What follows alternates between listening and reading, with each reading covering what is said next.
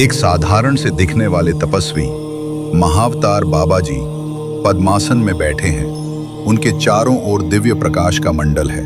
वे स्थिर, शांत और अनंत प्रतीत हो रहे हैं। भगवान श्री कृष्ण बाल रूप में नहीं बल्कि एक युवा योगेश्वर के रूप में नीले आकाश से उतरते हैं। उनके चरणों से धूल उड़ती है जो वृंदावन की रज में मिल जाती है। मोर पंख, कांतिमय शरीर और शांत नेत्र।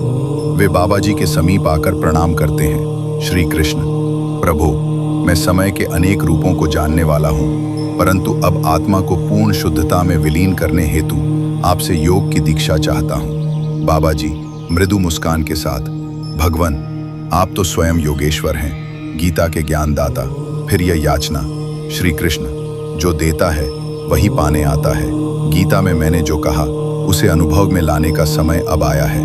मैं लीला के पार जाना चाहता हूँ। बाबा जी अपनी आंखें बंद करते हैं। आकाश से एक दिव्य प्रकाश उनके सहस्रार से निकलकर श्री कृष्ण के हृदय में समाहित होता है। वृंदावन की रज हवा में उड़ने लगती है। एक अदृश्य परंतु अनुभव करने योग्य ऊर्जा सृजित होती है, जैसे आत्मा की सारी परतें खुलने लगी हों। बाबा जी धीमे स्वर में ओम क्रियायै नमः का उच्चारण करते हैं। श्री कृष्ण ध्यानस्थ हो जाते हैं।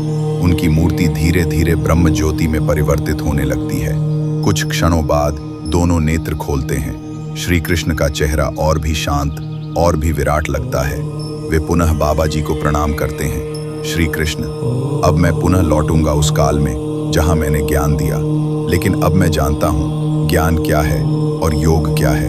आप मेरे गुरु हैं। बाबा जी केवल मुस्कुराते हैं, कोई शब्द नहीं, केवल मौन, क्योंकि मौन ही उनका उत्तर है। श्री कृष्ण प्रकाश में विलीन होकर अंतर्ध्यान हो जाते हैं। बाबा जी की आंखें फिर से बंद हो जाती हैं। वृंदावन की रज शांत हो जाती है, लेकिन आज भी उस धूल में जो कोई सच्चे हृदय से नमन करता है, वहां उस दीक्षा की ऊर्जा आज भी विद्यमान है।